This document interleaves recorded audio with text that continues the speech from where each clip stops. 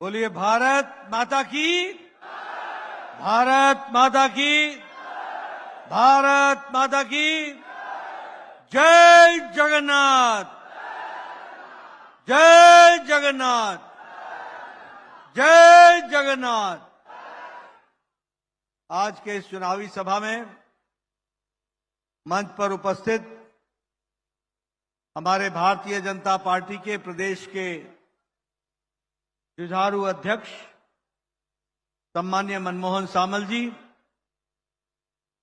हमारे बहुत ही लोकप्रिय और आप सबके प्रिय प्रत्याशी श्री अभिमन्यु सेठी जी, हमारे धामनगर के विधानसभा के प्रत्याशी मेरे युवा साथी श्री सूर्यवंशी सूरज जी, हमारे जिला के अध्यक्ष हेमंता जी, हमारे बुलंदशहर से सांसद और मेरे साथी श्री भोला सिंह जी, सम्मानित मंच और यहां इतनी बड़ी संख्या में आए हुए देवी और सज्जनों, मेरे युवा साथी और मीडिया के मेरे साथी, प्रिंट मीडिया और इलेक्ट्रॉनिक मीडिया के मेरे साथी, मुझे बताया गया है कि आप सब लोग लगभग 10 बजे से यहां पर डटे हुए हैं और इतनी गर्मी में आप सब लोग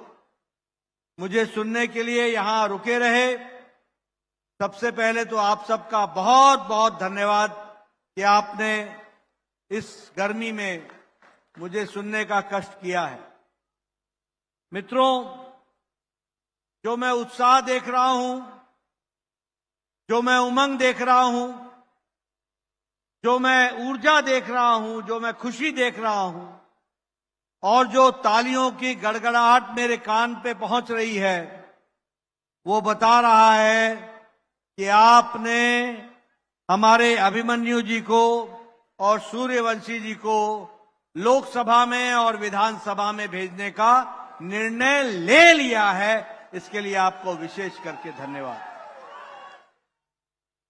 मित्रों, मैं उड़ीसा के कोने कोने में गया हूं और मुझे विश्वास है कि यहां की जनता ने लोकसभा में 21 की 21 विधानसभा में भारतीय जनता पार्टी को चुनाव जिताने का मन बना लिया है और कमल खिलाने का मन बना लिया है।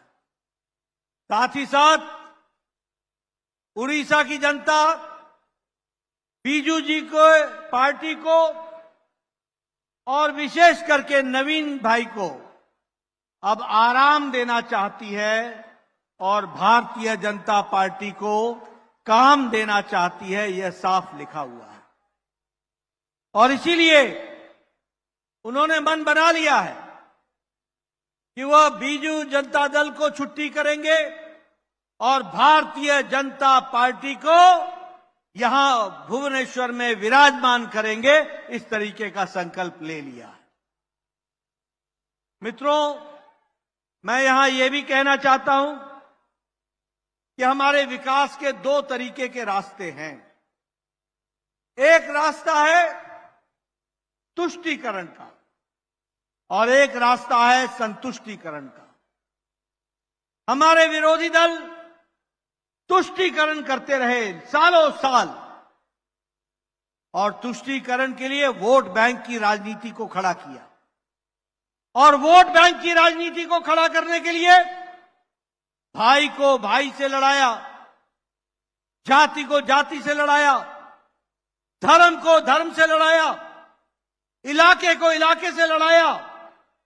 फूट करो और राजनीति करो, इस संविधान को लेकर के चले और इसलिए वोट बैंक की राजनीति, तुष्टीकरण की राजनीति, किसी का हिस्सा मार के किसी को देने का काम, ये काम हमारे विरोधियों ने किया और मोदी जी ने संतुष्टीकरण का काम किया। संतुष्टीकरण, सबका साथ, सबका विकास, सबका विश्वास, सबका प्रयास, इस काम को आगे बढ़ाने का काम किया तो मोदी जी ने किया, हमारे यशस्वी प्रधानमंत्री।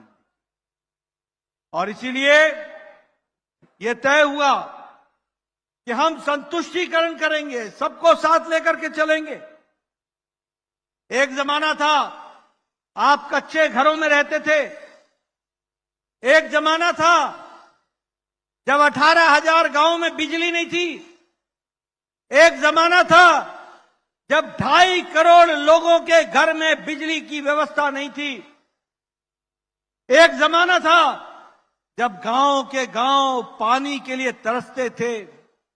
एक जमाना था जब करोड़ों लोग भूखे पेट सो जाया करते थे। और आज मोदी जी के जमाने में, आज मोदी जी का संकल्प है, कोई भी अब कच्चे घर के छत पर नहीं सोएगा, वो पक्के घर के छत में सोएगा। और 4 करोड़ घर बना के काम किया तो मोदी जी ने किया। मोदी जी ने तय किया कि कोई गांव बिना बिजली के नहीं रहेगा, कोई गांव बिना बिजली के नहीं रहेगा। और इसलिए 18,000 गांव को 1,000 दिन में बिजली से युक्त कर दिया गया। अब कोई गांव बिजली के बगैर नहीं है। मोदी जी ने तय किया कि अब कोई भी बिना हर घर नल, हर घर जल के बगैर नहीं रहेगा। और इसलिए 11 करोड़ घरों में बिजली पानी पहुंचा करके हर घर नल, हर घर जल पहुंचाया गया। मित्रों, यह हमारी बदलती हुई स्थिति है।